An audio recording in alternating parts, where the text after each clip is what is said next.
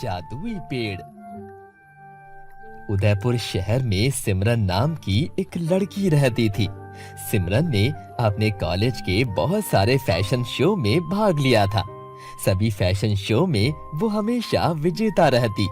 सिमरन के बाल बहुत लंबे, घने और रेशम से मुलायम थे। पूरे गांव में सिमरन के बालों की चर्चा अक्सर होती रहती और सिमरन को अपने बालों से बहुत प्यार था। एक दिन सिमरन के गांव में एक बहुत बड़ा फैशन शो आयोजित किया गया। सिमरन के माता पिता ने भी सिमरन को फैशन शो में भाग लेने की आज्ञा दे दी। फैशन शो में जाने के बाद सिमरन को पता चला कि उस फैशन शो में अलग अलग शोरूम से बड़ी बड़ी मॉडल भाग लेने आई हैं। फैशन शो में बहुत सारे पड़ाव होने थे। सभी प्रतियोगी बारी बारी स्टेज पर आकर अपना प्रदर्शन करते थे। जो मॉडल सारे पड़ाव जीत जाएगी वही इस फैशन शो की विजेता बनेगी। सिमरन भी पूरी मेहनत और लगन से जीतने की भावना लेकर सारे पड़ाव में पास हो जाती है और आखिर पड़ाव रह जाता है, जिसके बाद विजेता का चुनाव होना था। बाकी शहरों से आई सभी बड़ी बड़ी मॉडल सिमरन से जलने लगी। फैशन शो में एक नैना नाम की मॉडल भी थी जो सभी पड़ाव में दूसरे नंबर से जीत रही थी। अब केवल आखिरी पड़ाव बाकी था। पिछले सभी पड़ाव में मैं दूसरे नंबर से जीत रही हूँ। अपना ये रिकॉर्ड मैं यहाँ टूटने नहीं दे सकती। आखिर ऐसी क्या खास बात है उस सिमरन में जो वो मुझे पीछे छोड़ेगी। आखिरी पड़ाव का दिन भी आ गया। नैना के मन में जीतने से ज्यादा सिमरन को जमीन पर लाने की भावना थी। मैं ऐसा क्या करूं जिससे वो सिमरन खुद ही प्रतियोगिता से पीछे हट जाए। नैना सिमरन को कंपटीशन से बाहर निकालने की तरकीबें सोचती है। अभी तक सिमरन की हेयर स्टाइलिस्ट नहीं आई है। क्यों ना मैं उसकी नकली हेयर स्टाइलिस्ट बनकर उसके बालों को काट दूं। इसके बाद नैना हेयर स्टाइलिस्ट की ड्रेस पहनकर और मास्क लगाकर सिमरन के रूम में चली जाती है। मैम, आपके बाल बहुत खराब हो रहे हैं। इनकी थोड़ी सी कटिंग की जरूरत है। क्या मैं कटिंग कर दूं आपके बालों की? उसके बाद देखना आपके बाल बहुत अच्छे लगेंगे। ठीक है। सिमरन अपनी आंखें बंद कर लेती है। नैना सिमरन के सारे बाल काट देती है और फौरन वहां से भाग जाती है। सिमरन आंखें खोलकर खुद को आईने में देखती है तो हैरान हो जाती है। मेरे सारे बाल कहाँ गए और वो हेयर स्टाइलिस्ट कहाँ गई? कि तभी बहुत जोरों से एक आवाज आती है। पास की जेल से एक आतंकवादी फरार होकर इधर आ गया है, इसीलिए तमाम लोगों से निवेदन है कि इस जगह को फौरी तौर पर खाली किया जाए। इतना सुनते ही चारों ओर हलचल मच जाती है। सिमरन अपने सर पर एक कपड़ा रखकर अपने घर वापस आ जाती है और नैना का गुस्से से बुरा हाल हो जाता है। उससे अपनी हार सही नहीं जाती। अगर ये कंपटीशन नहीं हुआ तो क्या हुआ? कुछ दिन बाद ही सही। और कुछ दिनों बाद ऐसा कौन सा जादू हो जाएगा जो सिमरन के सर पर पहले जैसे बाल आ जाएंगे? ये तो कभी सपने में भी नहीं हो सकता और मेरी जीत निश्चित है। सिमरन अपने घर आकर अपने कमरे में अकेले बैठकर जोर जोर से रोने लग जाती है। उसकी रोने की आवाज सुनकर उसके माता पिता उसके कमरे के बाहर खड़े होकर उसे कहते हैं, सिमरन बेटी, क्या हुआ? रो क्यों रही है? दरवाजा खोल। क्या हुआ बेटी? क्या तू कंपटीशन में नहीं जीती? कोई बात नहीं बच्ची, दिल छोटा नहीं करते। दरवाजा खोल। कुछ ही देर बाद सिमरन दरवाजा खोलती है। उसके माता पिता सिमरन को देखकर हैरान रह जाते हैं। सिमरन, तूने अपने सारे बाल क्यों कटवा लिए? भला मैं अपने बाल क्यों कटवाऊंगी माँ? उसके बाद सिमरन अपने माता पिता को सारी बात बताती है। और जब मैंने आंखें खोली तो मेरे सारे सर के बाल कटे हुए थे। अब मैं कंपटीशन में भाग नहीं ले सकती। अब सिमरन बहुत ही गुमसुम रहने लगी थी। सिमरन की ये गुमसुम वाली हालत देखकर उसके माता पिता को उसकी बहुत चिंता होती है। सुनिए जी, हमारी सिमरन न ठीक से खाती है न ठीक से बात करती है, ऐसा कैसे चलेगा? हाँ, हमें सिमरन को पहले की तरह बाहर घुमाने फिराने ले जाना चाहिए। इतना कहकर उसके पिता सिमरन को आवाज लगाते हैं। सिमरन बेटा। हाँ पिताजी, कहिए। बेटा, मैं सोच रहा था कि क्यों ना आज हम सब बाहर रेस्टोरेंट में खाना खाने चले। नहीं पिताजी, आप दोनों चले जाइए, मेरा मन नहीं है। बेटा, कहीं बाहर घूमा फिरा कर। आज उस हादसे को 2 दिन हो चुके हैं। 2 दिन से ना तू बाहर गई है और ना ही ठीक से किसी से बात की है। इतना कहकर गुमसुम सिमरन अपने सर पर एक कपड़ा रखकर घर से निकल जाती है। उसे देखकर ऐसा लगता था कि मानो वो कहीं खोई हुई हो। गहरी सोच में डूबी सिमरन चलते चलते एक घने जंगल में पहुंच जाती है कि तभी उसके सामने से एक काली बिल्ली गुजरती है। इसे देखकर सिमरन अचानक से घबरा जाती है।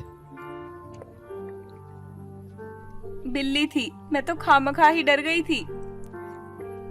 कि तभी वो इस बात पर ध्यान देती है कि वो एक घने जंगल में आ चुकी है। अरे, ये मैं कहाँ आ गई? मुझे जल्दी से घर जाना चाहिए। अगर किसी ने मुझे ऐसी हालत में देख लिया तो वो मुझ पर बहुत हंसेंगे। सिमरन चारों ओर देखती है पर उसे कुछ समझ नहीं आता कि वो कहाँ आ गई है। सारे रास्ते तो एक जैसे ही लग रहे हैं। समझ नहीं आ रहा कि मैं कहाँ से आई थी। लगता है बारिश होने वाली है। थोड़ी देर बाद बहुत तेज बारिश शुरू हो जाती है। सिमरन बारिश से बचने के लिए एक पेड़ के नीचे खड़ी हो जाती है। अरे नहीं, बारिश शुरू हो गई। मैंने इस बात पर ध्यान क्यों नहीं दिया कि मैं जंगल की ओर जा रही हूँ। सब मेरी ही गलती है। मेरी किस्मत इस हद तक खराब है कि अब मुझे कोई रास्ता ही नजर नहीं आता। मैं अपने सपने से काफी पीछे आ चुकी हूँ। इतने में ही सिमरन को किसी की आवाज आती है। तुम जितनी देर चाहो मेरी पनाह में रुक सकती हो। मैं तुम्हें बारिश में भीगने से जरूर बचा सकता हूँ। ये किसकी आवाज है? मेरे पास तो कोई भी नहीं है। तभी उस पेड़ से एक फूल सिमरन के ऊपर गिरता है। ये फूल कहाँ से गिरा? इस पेड़ पर तो एक भी फूल नहीं है। मुझे तो बहुत डर लग रहा है। कहीं ये पेड़ भूतिया तो नहीं? सभी लोग मेरे बारे में यही सोचते हैं कि मैं एक भूतिया हूँ, लेकिन मैं कोई भूतिया पेड़ नहीं हूँ, बल्कि मैं तो सबकी मदद करना चाहता हूँ। लेकिन सब मुझसे डर के मारे दूर रहते हैं। सिमरन उस पेड़ की भावनाओं को समझ रही थी। मुझे माफ करना पेड़, मैं नहीं जानती थी कि आप इतने अच्छे हैं। सिमरन की बात सुनकर पेड़ खुश हो जाता है। लेकिन तुम दुखी क्यों हो? सिमरन उस पेड़ को सारी बात बता देती है।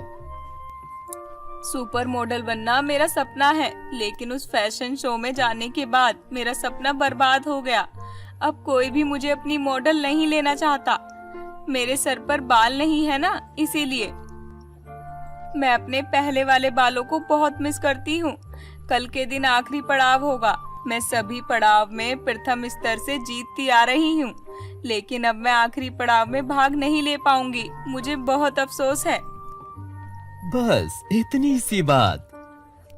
पेड़ के इतना कहते ही पेड़ से एक रोशनी आती है और उस पेड़ से एक बीज सीधा सिमरन के सर पर गिरता है। सिमरन के सर पर उस बीज के गिरते ही सिमरन के पहले जैसे बाल वापस आ जाते हैं। सिमरन को ये सब देखकर बहुत हैरानी होती है। अब तो तुम खुश हो ना? आपका बहुत बहुत शुक्रिया। आपके दिए इन बालों की वजह से अब मैं फिर से फैशन शो में भाग ले सकती हूँ। बहुत बहुत शुक्रिया। तभी सिमरन का ध्यान बारिश पर जाता है। अब बारिश रुक चुकी थी। अब तो बारिश भी रुक चुकी है, लेकिन मैं किस रास्ते से आई थी मुझे ठीक से याद नहीं। मैं तुम्हें रास्ता दिखाने में मदद करता हूँ। पेड़ के इतना कहते ही पेड़ से रोशनी आती है। जिस रास्ते सिमरन को घर जाना था, उस रास्ते पर फूल बिछ गए थे। ये देखकर सिमरन के चेहरे पर मुस्कुराहट आ जाती है। उसके बाद सिमरन खुशी खुशी अपने घर वापस आ जाती है। घर जाते ही सिमरन अपने माता पिता को जोर जोर से आवाज लगाती है। माँ, पिताजी, जल्दी यहाँ आइए, देखिए। क्या हुआ बेटी, तुम बारिश में गीली तो नहीं हुई ना? जैसे ही उसकी माँ और पिताजी सिमरन को देखते हैं, वो हैरान रह जाते हैं। सुबह जब तू घर से निकली थी तो तेरे सर पर बाल नहीं थे, लेकिन तेरे पहले जैसे बाल फिर से कैसे? सिमरन जंगल में हुई सारी घटना अपने माता पिता को बता देती है। अब मेरी बिटिया का सपना अधूरा नहीं रहेगा। हाँ माँ, अब इंतजार है तो सिर्फ कल का। रात को सिमरन को खुशी के मारे नींद ही नहीं आ रही थी। अगली सुबह सिमरन भी फैशन शो में पहुंच जाती है। अगले दिन नैना सिमरन को देखकर अचंभित रह जाती है। नैना से रहा ना गया, वो फौरन सिमरन के पास जाकर उससे कहती है, तुम यहाँ कैसे आ गई? मैंने अपने हाथों से तुम्हारे बाल काटे थे। तुम्हारे बाल फिर से पहले जैसे कैसे हो गए, वो भी इतनी जल्दी? अच्छा, तो तुमने ये हरकत की थी। मेरे बाल कैसे आए ये बताना मैं तुम्हें जरूरी नहीं समझती। मेरी नजरों के सामने से हट जाओ। ये बात नैना के दोस्तों को पता चलती है तो वो कहते हैं, मुझे यकीन नहीं होता नैना कि एक फैशन शो जीतने के लिए तुम इतना नीचे गिर सकती हो। थोड़ी देर बाद शो की विजेता घोषित करने की बारी आती है। इस फैशन शो की विजेता हैं सिमरन। इनके लिए जोरदार तालियां। शो जीतने के बाद सिमरन बहुत खुश थी। वो अपने सपने की ओर बढ़ रही थी। सिमरन को सभी बधाइयां देते हैं। तभी नैना भी सिमरन के पास आती है। मुझे माफ कर दो सिमरन। जीतने की चाह में मैं इतनी अंधी हो चुकी थी कि मैंने किसी की पूरी जिंदगी खराब करने के बारे में भी सोच लिया। मैं अपने किए पर बहुत शर्मिंदा हूँ। तुम्हें तुम्हारी गलती का एहसास हो गया। अब आगे से ऐसी हरकत मत करना।